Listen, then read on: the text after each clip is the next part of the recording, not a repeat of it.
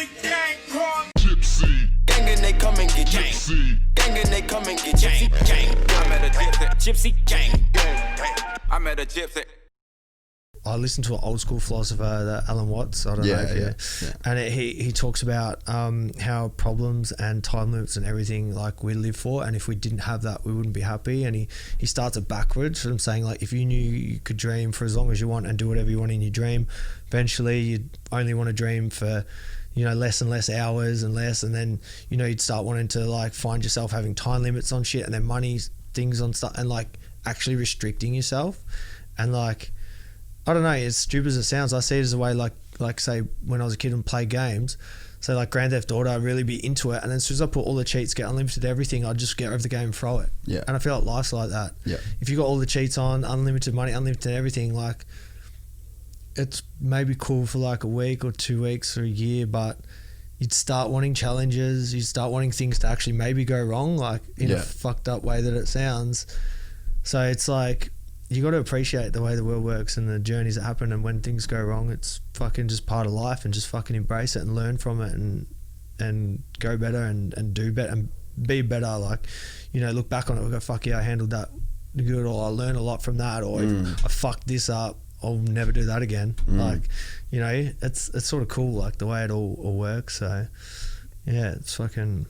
No, dude, I totally agree. He's a fucking G too, Allan Watts. Yeah, I know, he's so old school, but fucking... I was like, he's like literally some of them times where I wanted to fucking pack it up, and then you just feel lost and like don't know what to do and don't know who to talk to and shit. I just literally put his shit on, and I just fucking get like super motivated and like...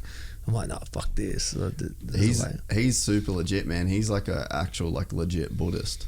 Oh really? Yeah. He spent a bunch of time in like India with a bunch of like the really legit like Vipassana teachers and like all that. So he actually is considered a Buddhist, even though he's like an English like a professor. Sorry. Yeah. So like, but he actually is like a Buddhist. Yeah. Well, I only got on Tim from that. There was just a short clip, like, because I was never into watching like a 3-hour thing back then when I was young, because I didn't give a fuck. But I was literally like 18, 19, 20 watching that shit, and it was all started just a 3-minute clip that someone obviously cut out of it, big thing, and it was just said, what would you do if money was no object?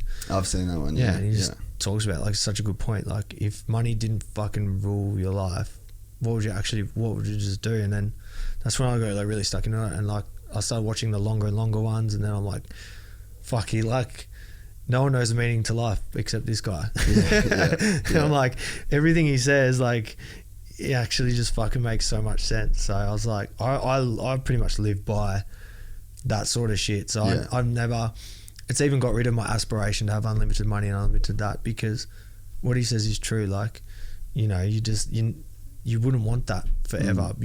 We need problems, and we need problem solving and fucking, you know, bits and pieces. So when shit happens and it goes wrong, so going, this is fucked, like, fuck life. I'm like, fuck, this is just like one of life's curveballs to keep me fucking growing and learning and on my toes.